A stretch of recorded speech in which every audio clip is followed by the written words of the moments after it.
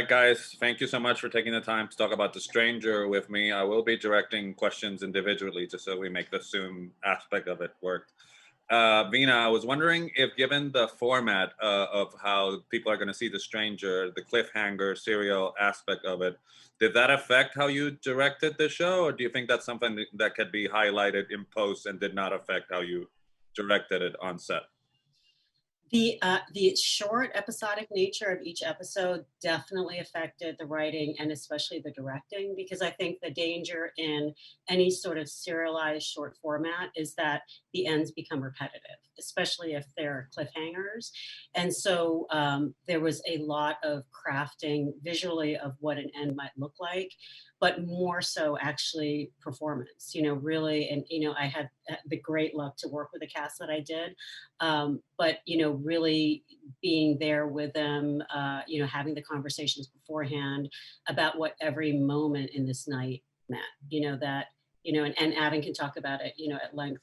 But I thought it was really interesting that it's terror, terror, terror, terror, and there's only so much terror number one you can do, without it becoming repetitive. So I relied very, very heavily on the cast to pull that off. What is that? He sent a text. Wait, no, he changed my text tone? What does it say? What does it say? It's a video.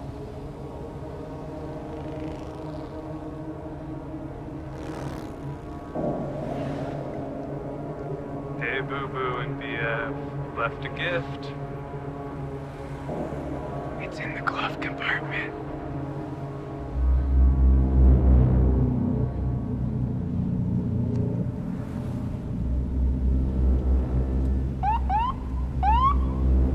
Fuck. Shit.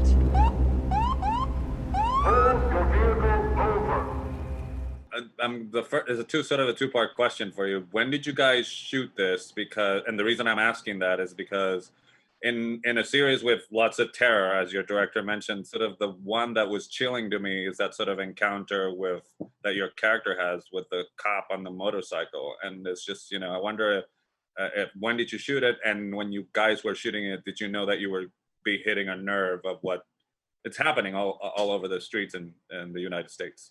Yeah, I mean, I think we shot it in November. But I mean, if you've been aware and awake for any length of time and sort of the long history of this particular subject, that I think, Veena could probably speak even more astutely to this. It's pulling from stuff that had already been happened. The situation of the last 6 months, and when it comes to police brutality and sort of abuses of power.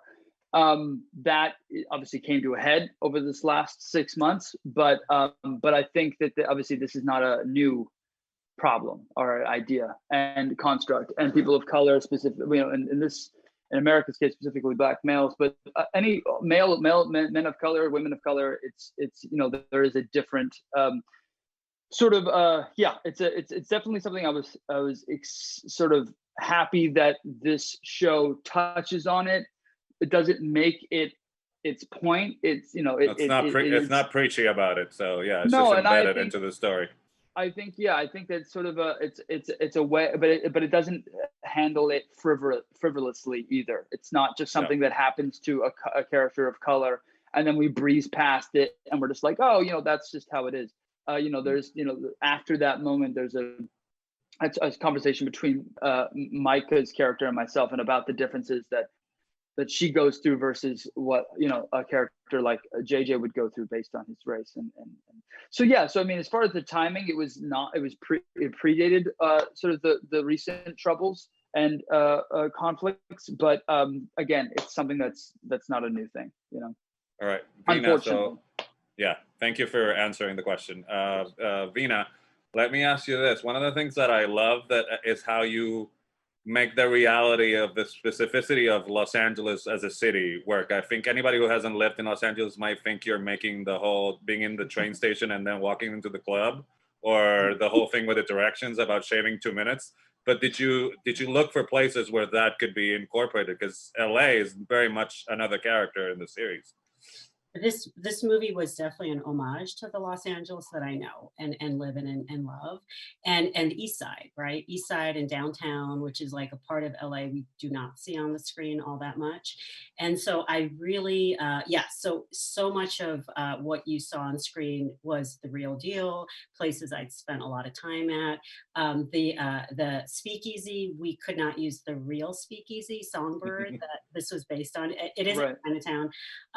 But yeah, I mean, just really, hats off to LA and the mosaic of the city, how it feels, the different kind of lights and colors and textures and people and animals. Yeah.